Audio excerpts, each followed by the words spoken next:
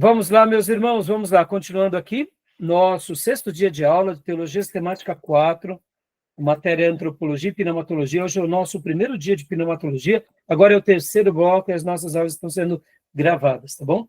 Então, continuando aqui para a gente fechar, gastamos bastante tempo no primeiro bloco, segundo bloco, e agora estamos no terceiro. Iremos fazer uma aulinha um pouco mais curta, né, irmãos? A gente divide as nossas aulas em 3 aulas de 50 minutos. Geralmente, quando uma aula dá 1 hora e 10, aí eu tento ir diminuindo nas demais. Como a gente já praticamente estourou, né, os horários, a gente vai tentar fazer uma síntese. Então, agora vamos para o livro do Gruden, tá bom? Livro do Gruden. Eu estarei compartilhando algumas páginas aqui em slide com vocês, só para a gente se situar bem, né, do assunto, né? Quero ler com vocês aqui, no capítulo 30, que trata do Espírito Santo. Eu queria ler aqui, ó, esse parágrafo aqui, essa primeira frase. Leia para nós, Tomé, por gentileza. Podemos definir o Espírito Santo como segue. A tarefa do Espírito Santo é a manifestação da presença ativa de Deus no mundo, especialmente na Igreja. Essa definição indica que o Espírito Santo é o membro da Trindade que as Escrituras representam mais frequentemente como estar presente para fazer a obra de Deus no mundo. Enquanto isso, é verdade até certo ponto em todas as Escrituras, é particularmente verdadeiro no que diz respeito à nova aliança no Antigo Testamento. A presença de Deus apareceu muitas vezes na glória de Deus e nas teofanias e os evangelhos. Jesus mesmo disse que a presença de Deus entre os homens, Peraí, deixa eu mudar aqui. Mas depois da ascensão de Jesus ao céu e continuando ao longo da era da Igreja, o Espírito Santo, está cortado aqui, o Espírito Santo é hoje a principal manifestação da presença da Trindade entre nós. Ele é a única que é proeminente presente entre nós agora. Na realidade, eu vou até ler aqui no meu livro, tá? Essa última frase, porque está invertido esses dizeres, tá bom? Ó, no Antigo Testamento, a presença de Deus muitas vezes foi manifestada na glória de Deus e nas teofanias. Ou seja, no Velho Testamento, temos aquela questão das teofanias, né? Deus se manifestando por meio de formas. Nos evangelhos, o próprio Jesus manifestou a presença de Deus entre os homens. Mas depois que Jesus subiu aos céus e de contínuo através de toda a era da igreja, o Espírito Santo é agora a principal manifestação da presença da Trindade entre nós. O que o Gruden está querendo dizer aqui, trocando em miúdos, é que agora a manifestação principal que se tem na igreja é do Espírito Santo. Então, por que eu estou lendo essa frase aqui com vocês, meus irmãos? Porque quando a gente perde isso de vista, a gente está perdendo uma das principais lições de todas as Escrituras, né? E aqui, quando a gente fala, olha só, irmãos, quando a gente lembra da igreja primitiva, a igreja primitiva tinha, eu diria, essa entrega incondicional a Deus e ao Espírito Santo. E aí eu te pergunto, qual é a diferença nossa hoje da igreja primitiva?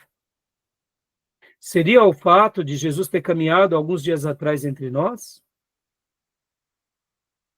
Seria o fato de que hoje, por causa da ciência, da razão, da lógica, do mundo moderno, pós-moderno, a gente evoluiu e essa evolução humana nos distancia daquela fé, porque, segundo muitos, aquela fé era uma fé mais ingênua. Ou será que é uma entrega total? Porque o ser humano, mesmo que ele tenha passado pelos seus processos evolutivos, no que se diz respeito à ciência, que se diz respeito a várias coisas, é o mesmo ser humano.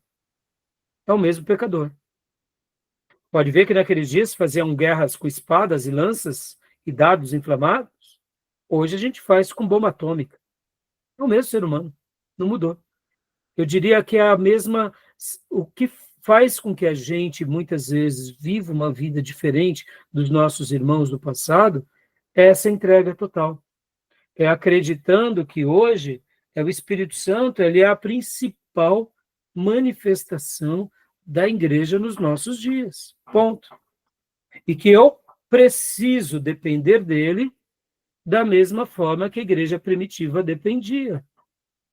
Ah, pastor, mas lá eles tinham perseguição do Império Romano. Ô, meus irmãos, hoje nós temos esse mundo caído que nos assedia.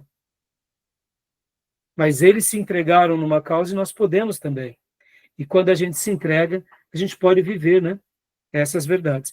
Beatriz, leia para mim essa parte aqui. Eu só estou deixando esse texto aqui, irmãos, mas esse texto acaba tendo um pouco diferente, né, do nosso livro. Então, só para... aqui, ó, da mesma forma, mas... Não é da mesma forma, não. É aqui, ó. Desde o início da criação... Isso. Mas leia no seu livro, né, na página 531, o primeiro parágrafo. Leia para mim até Atos 1:8. Desde o princípio da criação, temos indícios de que a obra do Espírito Santo consiste em completar e sustentar o que Deus Pai planejou e o que Deus Filho começou. Pois em Gênesis 1:2, o Espírito de Deus pairava por sobre as águas. E no Pentecostes, com o início da nova criação em Cristo, é o Espírito Santo quem vem conceder poder à igreja, em Atos 1:8, Atos 2:4 e Atos 17:18. Ótimo, maravilha. Ou seja, assim como Jesus começa algo de forma surpreendente, especial, o Espírito Santo continua. Estou sendo redundante nas minhas falas, meus irmãos, mas se eu pudesse resumir a aula de hoje e imprimir algo no coração de vocês acreditem, o Espírito Santo de Deus é o grande líder das nossas vidas. Ele precisa nos liderar, ele precisa nos conduzir. Ele é o supremo líder, ele é o Paracletos, aquele que está ao lado, ele é o Consolador bendito, ele é o Conselheiro bendito, ele é o advogado para todas as causas, ele é aquele que nos ensinaria, logo ele é o Mestre Supremo, o Doutor Supremo, que nos guia a toda a verdade. Percebam? Sem ele, a gente não caminharia, a gente não seria nada. Com ele, conseguimos compreender. E se a gente depender dele, como foi a Igreja Apostólica, a gente também vai acertar mais do que errar. Tá bom? E aqui, leia para nós agora esse outro parágrafo, mesmo no Antigo Testamento, no livro texto, no segundo parágrafo, na página 531, mesmo no Antigo Testamento. Mesmo no Antigo Testamento, foi previsto que a presença do Espírito Santo traria bênçãos abundantes da parte de Deus. Isaías predisse um tempo em que o Espírito Santo traria grande renovação. Continua? Pode ler. O palácio será abandonado, a cidade populosa ficará deserta, até que se derrame sobre nós o Espírito lá do alto. Então o deserto se tornará em pomar, e o pomar será tido por bosque. O juízo habitará no deserto, e a justiça morará no pomar. O efeito da justiça será paz, o fruto da justiça, repouso e segurança para sempre. O meu povo habitará em moradas de paz, em moradas bem seguras, em lugares quietos e tranquilos. Isaías 32, 14, 18. Esse texto é maravilhoso, meus irmãos. Perceba, irmãos, muitas vezes, sejamos honestos, né? A gente vai parar aqui agora, por causa das horas, né? Tem vezes que a gente atribui que o problema da nossa vida é a esposa, no caso os maridos aqui. As irmãs casadas, o problema é o marido.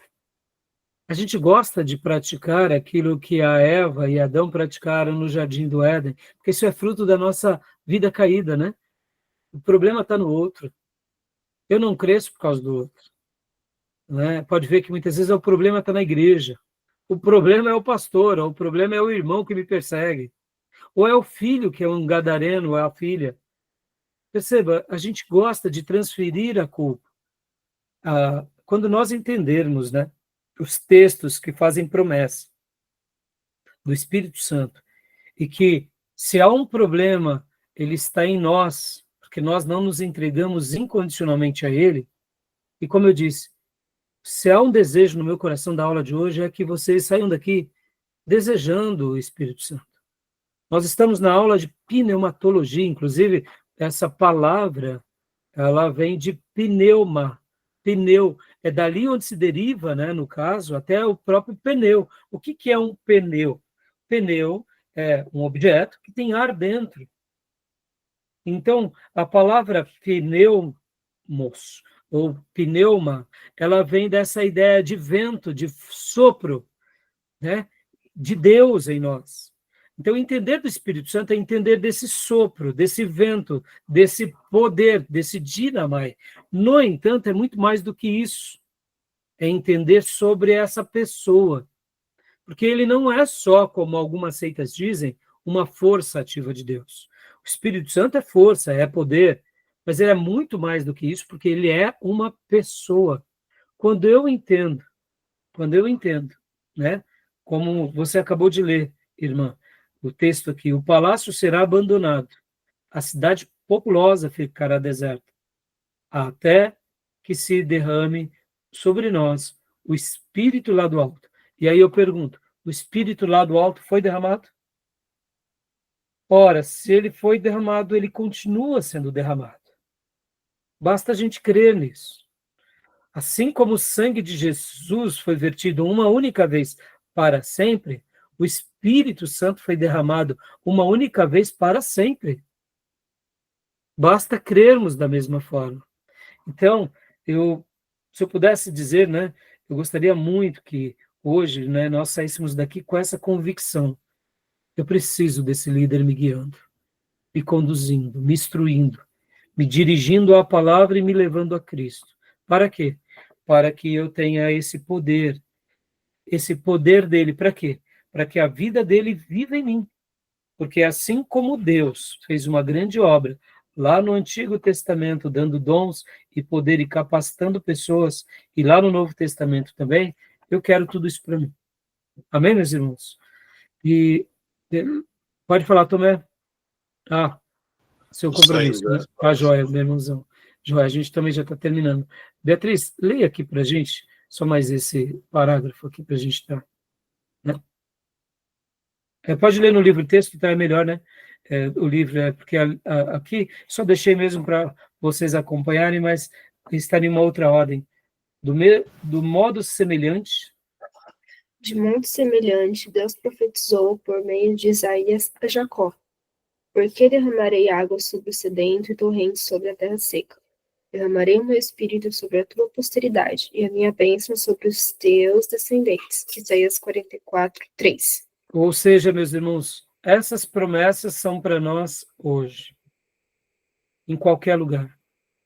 Os momentos que você estiver passando de crises na vida pessoal, clame a Deus e ore essa promessa. Ore em cima desse texto e peça para que Deus cumpra isso na sua vida.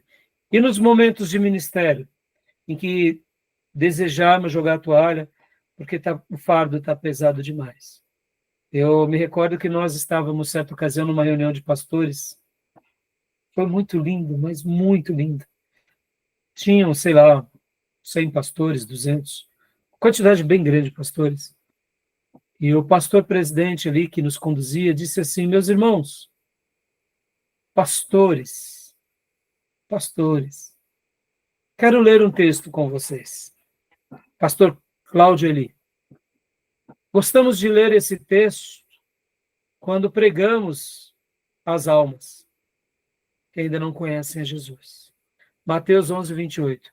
Vinde a mim, todos vós que estáis cansados, sobrecarregados, oprimidos, e eu vos aliviarei. Tomai sobre vós o meu jugo e aprendei de mim, porque sou manso e humilde. E aí ele citou o texto, né? E ali ele falou assim, a gente não prega isso daqui para as outras pessoas? Pois é, mas esse texto é para nós também. Para você, pastor. Está cansado? Está sobrecarregado do ministério? Os irmãos, os pastores, irmãos, era quase como um consenso. A gente se sentia ovelha nessas horas. Vamos nos ajoelhar agora diante do bom, bendito Mestre e vamos trocar o fardo com ele? Oh, meus irmãos, que oração maravilhosa foi aquela. Por quê? Porque muitas vezes no ministério a gente está cuidando de pessoas e tem hora que há um embate muito grande espiritual, há uma luta. E como eu disse, lidar com pessoas é muito difícil. Sejamos honestos, nós somos difíceis. Compreender a família é difícil. Imagina outras pessoas que têm outras criações. Imagina conduzir as pessoas aos pastos verdejantes e às águas tranquilas. Isso é muito difícil. E é a hora que é muito complicado, ainda mais de uma igreja séria, que a gente prega a santidade, que a gente prega a renúncia, que a gente prega a abnegação, que a gente prega a verdadeira escritura, a gente não fica fazendo trocas, né? É muito mais fácil fazer barganha, meus irmãos. Vem cá, entrega o seu dízimo que você vai receber 100 vezes mais. É muito mais fácil falar essas besteiradas todas, que as pessoas entregam com as motivações erradas. E se elas receberem ou não, o problema é delas, mas nós não. Nós não negociamos a fé, né? Nós não pregamos um Jesus fofinho. Percebam, o verdadeiro Cristo, o verdadeiro evangelho é de renúncia, de cruz. E tem hora que é muito pesado. Então, a gente tem que se lembrar dessas promessas. Porque ele troca o fardo conosco o tempo todo. E vinde a mim não é uma mensagem somente à alma que não conhece a Cristo. É a todos nós. Ao pastor, ao obreiro, ao novo convertido e ao líder mais experimentado. Né? Então, que Deus continue, né, nos ajudando e nos auxiliando e que a gente possa realmente, né, receber toda essa graça de Deus, né, porque que a gente possa realmente alegrar o Espírito Santo e não entristecê-lo, porque muitos entristeceram o Espírito, que a gente possa continuar, né, servindo a Deus e fazendo o nosso melhor para Ele, tá bom? E para a gente só concluir, Beatriz, leia a última frase, né? Porque ele vai fazer uma síntese aqui no último parágrafo, de qualquer maneira, de maneiras específicas, o Espírito Santo traz a bênção de Deus. Podemos distinguir de 4 aspectos a obra do Espírito Santo para fornecer evidências da presença de Deus e abençoar. Que aí entra nos tópicos, né? O Espírito Santo dá poder, o Espírito Santo purifica, o Espírito Santo revela e o Espírito Santo unifica. E aí vem o 5º ponto, leia para nós, aqui do livro texto, irmã, é a última frase do parágrafo, desse parágrafo, o 5. A partir do vamos examinar? Isso, aqui, aqui, aonde seria assim, aqui, tá vendo o penúltimo parágrafo? De qualquer maneira específica, viu? Tá. De qualquer maneira específica, o Espírito Isso, Santo... pula, você vai ver que ele fala 1, 2, 3, 4 e o 5, né? Ele fala 5, só até o... tá, o 5 lá no final. isso, 5 lá no final. Queria destacar só o 5 aqui, para a gente estar encerrando aqui, que seria essa frase aqui. O Espírito Santo dá a evidência mais forte ou mais fraca da presença e bênção de Deus, de acordo com a nossa resposta a ele.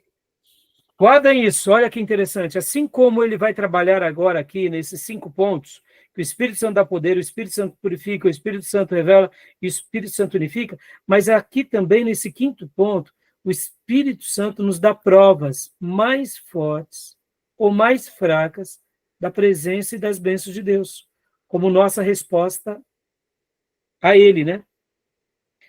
Ou seja, como assim, pastor? É simples. Tem vezes que a gente não sabe se Deus está conosco. O Espírito Santo vai sinalizar, dando respostas mais fortes, mais da presença dele. E quando a gente também, de fato, não está acertando, ele vai dar respostas mais fracas, querendo dizer, opa, meu servo, reorganiza a sua rota. Então, a gente vai continuar no livro texto a partir daqui, né? E eu quero estar fazendo esse trabalho com vocês. Então, peguem firme na leitura, tá bom, minhas irmãs e meus irmãos? E vamos estudar sobre o nosso Mestre Supremo. Que ele esteja com cada um de nós, tá bom? Tudo bem? Alguma pergunta, alguma dúvida? Pastor, deixa eu só ressaltar aqui uma coisa rapidinho. É. Eu não sei se os irmãos ainda começaram a fazer a questão do trabalho lá, mas ontem, de novo, teve uma coisa que Deus falou muito comigo na questão de guardar, sabe? Porque tem vários versículos lá que estava falando sobre que o Espírito Santo levantava os seus servos para guardar as palavras desse livro, e teve bastante versículo assim. E me chamou a atenção porque às vezes Deus fala com a gente algo que podia ser a chave para a gente vencer uma luta, ou a chave que há uma resposta de uma oração, e às vezes a gente passa despercebida. Então, hoje eu já comecei, tipo, no meus devocional, tudo que acontece ou que Deus está falando comigo, eu estou anotando.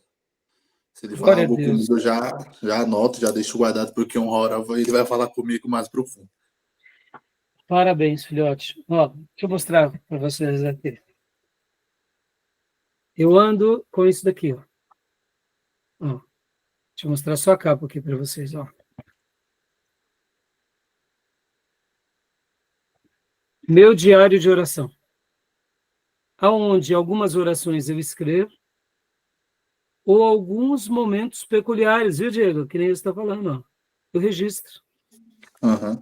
Por quê? Porque muitas vezes quando a gente guarda, a gente, além de aprender e memorizar, no momento de luta, Diego, quando você estiver passando um caos, você vai se lembrar dessa noite, como você disse, ó, novamente, de que você teve uma experiência com Deus. Meus irmãos, são pérolas do nosso ministério.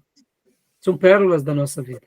Percebam, hoje, para nós, sociedade pós-moderna, o que a gente vê como uma pérola? A gente acha que uma pérola é o dinheiro, é a riqueza, são ações, são bitcoins. Isso tudo é importante, é óbvio.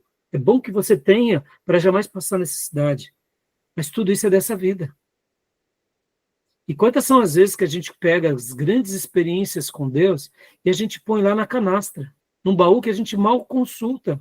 Não, meus irmãos, as Escrituras vai falar para nós nos lembrarmos dos feitos de Deus. Quais feitos? Os feitos sagrados e os feitos de Deus na nossa vida. Pode ver que todas as vezes que paramos e nos lembramos do que Deus realizou na nossa vida, ou por nosso intermédio, ou como Ele usou alguém para falar conosco, isso é maravilhoso. A presença dEle é derramada. Esses são os tesouros da nossa vida, que a gente vai guardar para os momentos bons, para a gente glorificar a Deus, porque isso não é fruto nosso, e nos momentos difíceis. Nos momentos de dor, quando nos sentimos sem ninguém, como Paulo, como João Batista, a gente vai lembrar, não, o Senhor esteve comigo. Eu fiz a obra dele. Vale a pena perseverar até o fim. E é por isso que, é isso aí, Diego, é isso aí, irmãos. Mais do que aprender cognitivamente, vamos viver tudo isso e vamos registrar e bora ser vaso nas mãos do oleiro. Amém? Tá bom, meus irmãos? Parabéns, Diego. Parabéns, irmãos. Que alegria, viu? Tá Amém. Bom? Boa noite. Boa noite, meus irmãos. Boa noite, pessoal. Graças a Deus. Fiquem com Deus. Graças a paz, pessoal. Deus abençoe. Boa noite, graça e paz. Com Deus. Deus abençoe. Amém.